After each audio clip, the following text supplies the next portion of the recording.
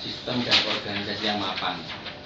Kita bisa memaklumi karena ini tahun pertama dan kemudian bersinggungan dengan wilayah atau cakupan kerja yang sedemikian luasnya. Bayangkan kita harus mengurus 74.000 lebih desa tanpa ada masa transisi dengan sebuah paket kebijakan dan program baru. Indonesia itu ketika melakukan otonomi daerah tahun 2001 butuh paling nggak 5 tahun untuk membuat sistem dan regulasi yang kira-kira bisa menjalankan mandat tersebut. Bahkan sampai sekarang pun yang namanya regulasi terus mengalami perubahan. Itu baru menyangkut 500-an kabupaten kota dan 34 provinsi. Ini 74 saya kira. Oleh karenanya pasti tentu saja dan mudah diduga kalau kemudian kegaduhan itu bisa muncul pada tahun pertama ini. Nah, yang kedua, problem yang juga menjadi sebabnya harus diakui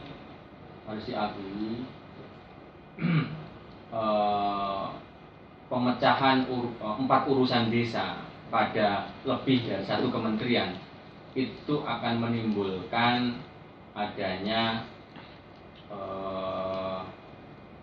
ekses dalam rupa regulasi yang tak selamanya bisa saling melengkapi atau terintegrasi satu dengan yang lainnya.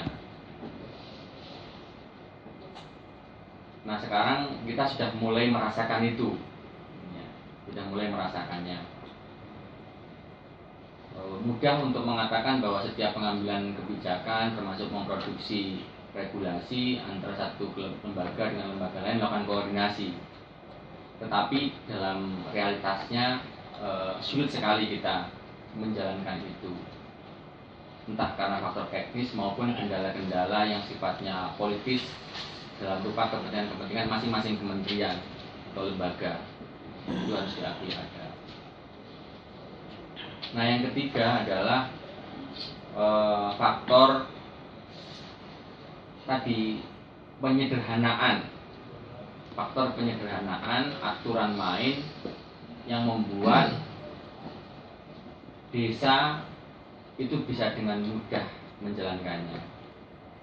Kita masih melihat ada kompleksitas administrasi maupun aturan-aturan yang lain sehingga menyebabkan ini terjadi. Nah, kementerian ini saya kira bukanlah satu-satunya institusi yang harus menyelesaikan seluruh persoalan yang berat tadi itu. Ini mesti dikeroyok oleh semua pihak.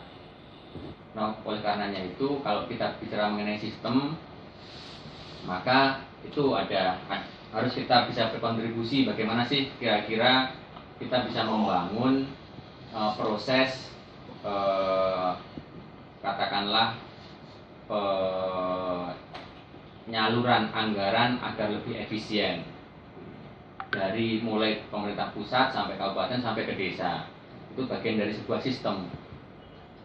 Kemudian juga sistem tata kelola pelaksanaan program, sistem pemantauan program, itu antara lain yang kita bisa memberikan masukan. Nah, yang kedua dalam konteks mungkin integrasi regulasi, maka nanti yang dibutuhkan adalah pertemuan yang lebih intensif dengan kementerian-kementerian terkait untuk secara jujur mereview lagi gitu, tentang aturan main yang sudah ada dan mungkin diperlukan ke depan. Paling tidak sinkronisasi ini harus dilakukan nanti pasca beberapa hal yang primer sudah dijalankan. Itu harus dilakukan sinkronisasi. Apakah betul antara peraturan Menteri Desa dengan Kementerian Dalam Negeri dengan Kementerian Keuangan misalnya, dan beberapa hal itu ada beberapa dengan Pergub dan seterusnya gitu ya. Jangan-jangan memang ada irisan yang masing-masing itu menumpuk tapi dengan isi yang berbeda, sehingga menimbulkan interpretasi yang rumit di level desa tadi itu juga mesti kita lakukan. Nah yang ketiga ini yang kita sekarang sedang jalankan hari ini nih, jadi yang disentuh oleh pemerintah hari ini lewat presiden, wakil presiden pada level kementerian hari ini baru fokus untuk menyederhanakan, belum membangun sistem, belum melakukan simulasi kebijakan, belum itu. Ini baru melakukan langkah yang paling bulat permukaan tadi itu, yakni menyederhanakan aturan yang selama ini dianggap mengganggu. Dan ini hanya untuk tahun 2015 sebetulnya ini. Yang SKB yang kita bikin ini sebetulnya untuk mengatasi problem jangka pendek ini. Sehingga kalau ini bagus bisa jalan di lapangan, belum tentu merupakan instrumen yang bagus dalam jangka panjang. Saya tidak mengatakan bahwa nanti kalau ini bagus jalan, itu merupakan pilihan yang bagus dalam jangka panjang, tapi hanya untuk mengatasi persoalan hari ini. Misalnya begini, misalnya contohnya adalah menu pilihan program yang kita sederhanakan.